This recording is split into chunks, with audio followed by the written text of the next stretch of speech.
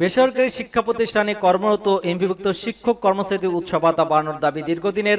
বিষয়টি আমলে নিয়ে শিক্ষকদের বেতন এবং উৎসব ভাতা বৃদ্ধির সিদ্ধান্ত নিয়েছিল অন্তর্বর্তীকালীন সরকার।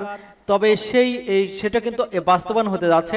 বাজেটে কিন্তু স্কুল কলেজের শিক্ষকদের জন্য সুখবর রয়েছে, আপনারা দেখতে পাচ্ছেন। এবং প্রাথমিকের জন্য দুঃসংবাদ, এখানে তাদের বরাদ্দ বাড়ানো হয়েছে এবং তাদের দীর্ঘদিনের দাবি যে বদলি প্রক্রিয়া সেটাও শুরু হতে যাচ্ছে। আপনারা আজকে শিরোনাম তিনটি আপনারা অবগত আছেন। এখানে প্রথম বলা হচ্ছে যে আগামী বাজেটে শিক্ষক কর্মচারীদের বেতন ভাতা কতটুকু বাড়বে সে সম্পর্কে আলোচনায় থাকবে এবং বাজেটে স্কুল কলেজের শিক্ষকদের জন্য কি সুখবর রয়েছে সে সম্পর্কে বিস্তারিত জানিয়ে দেওয়া হবে। এবং সর্বশেষে যে কলেজ শিক্ষক এবং স্কুল শিক্ষকদের জন্য বদলি প্রক্রিয়া সেটা কিন্তু জুলাই মাসে শুরু হচ্ছে, সেই সম্পর্কে বিস্তারিত আলোচনায় থাকবে।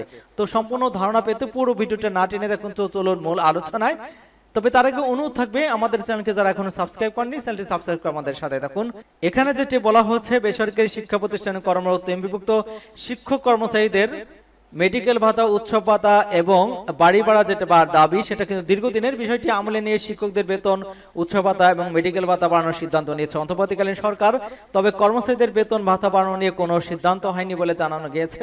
এখানে বলা হচ্ছে যে পরিকল্পনা মন্ত্রণালয়, অর্থ মন্ত্রণালয় সূত্রে জানা গিয়েছে যে এই যে অর্থ বাজেট সেই বাজেটে কিন্তু বরাদ্দ দেওয়া হয়েছে এবং বেতন কতটুকু বাড়ছে সে বিষয়ে স্পষ্ট কোনো বার্তা না পাওয়া গেলেও উৎসব ভাতা কিন্তু 50% ইতিমধ্যে বেড়ে গেছে এবং আগামী যে অর্থ বছর সেখানে কিন্তু 50% থাকছে। এবং নাম প্রকাশ না করার শর্তে অর্থ মন্ত্রণালয়ের একাধিক কর্মকর্তা বলেছেন যে শিক্ষকরা এখন থেকে মূল বেতনের 50% উৎসব ভাতা পাবেন এবং আগামী অর্থ বছরের জন্য প্রযোজ্য হবে। এছাড়া তাদের বেতন বৃদ্ধি করা হচ্ছে। এ বিষয়ে সরকারের পক্ষ থেকে অর্থ বরাদ্দ দেওয়া হয়েছে। বেতন কতটুকু বৃদ্ধি পাবে সে বিষয়ে এখনো কোনো সিদ্ধান্ত দেওয়া হয়নি। তবে মূল বেতনের 10 থেকে 20% বেতন বৃদ্ধি পেতে পারে শিক্ষকদের। এখানে স্পষ্ট করে বলা দেওয়া হয়েছে যে বেতনের 10 থেকে 20% বৃদ্ধি পেতে পারে শিক্ষকদের। বাড়ি ভাড়া 10 থেকে 20% হতে পারে।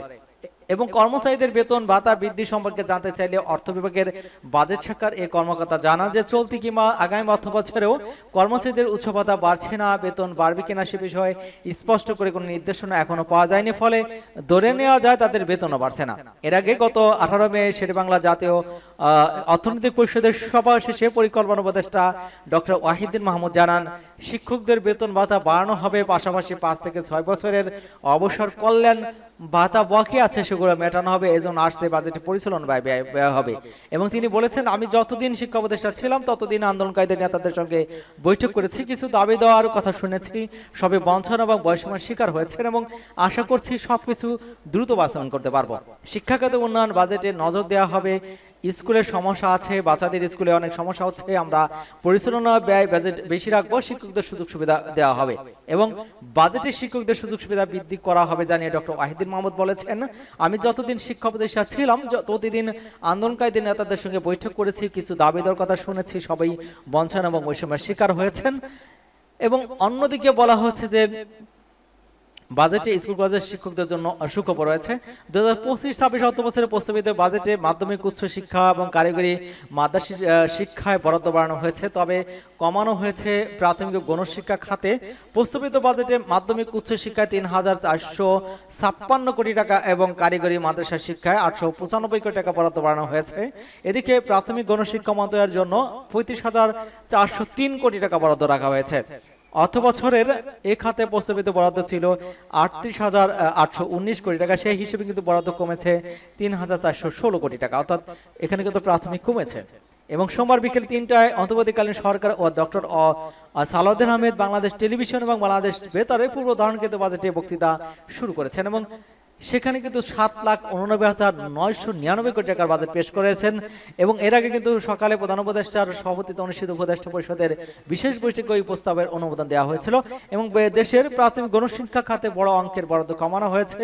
এতে প্রাথমিক শিক্ষা আর্থিক টানাপোড়েন সৃষ্টি হতে পারে, বিশেষ করে শিক্ষকদের বেতন ভাতা বাড়ানোর বিষয়টি চ্যালেঞ্জিং হয়ে দাঁড়াবে প্রাথমিকে, এমনটাই কিন্তু বলা হচ্ছে। এবং অন্য আরেকটি সংবাদ সেটা হলো কলেজের শিক্ষকদের বদলি শুরু হচ্ছে জুলাই, বলেছেন শিক্ষা উপদেষ্টা। কিন্তু এটা কিন্তু আজকেই প্রকাশিত 4 জুন, আমরা দেখতে পাচ্ছেন এখানে যেটা বলা হচ্ছে শিক্ষা উপদেষ্টা RC আবরার বলেছেন যে আগামী জুলাই মাস থেকে কলেজ শিক্ষকদের বদলি প্রক্রিয়া শুরু হবে। এবং বুধবার সচিবালয়ে সাংবাদিকদের সঙ্গে মত বিনিময়ের সবাই কথা বলেছেন। তিনি উপদেষ্টা বলেছেন যে সামান্য ভুল নিয়েও শিক্ষার্থীদের হাতে বই তুলে দিতে আমার মন সায় দিচ্ছে না, যতটা সম্ভব নির্ভুল বই দিতে চাই, এজন্য আমরা কাজ করছি। তিনি আরো বলেছেন দেশে বেকার সমস্যার সমাধানে কারিগরি শিক্ষার ব্যাপক ভূমিকা রয়েছে। এ নিয়ে মন্ত্রণালয় নানা উদ্যোগ নিয়েছে। আমরা চামড়া শিল্প, ওষুধ শিল্প, সিরামিক শিল্প, নানা খাতের শিল্প বিশেষজ্ঞ প্রতিনিধি নিয়ে আলোচনা করছি। আমরা মনে করছি কারিগরি শিক্ষা নারীদের অংশগ্রহণ সীমিত এবং বিষয়গুলো সমাধান করব, এমনটা কিন্তু তিনি জানিয়েছেন। অর্থাৎ কলেজের শিক্ষকদের জন্য এবং স্কুল শিক্ষকদের জন্য তাদের বদলি প্রক্রিয়া চালু হচ্ছে, এমনটা কিন্তু তিনি জানিয়েছেন।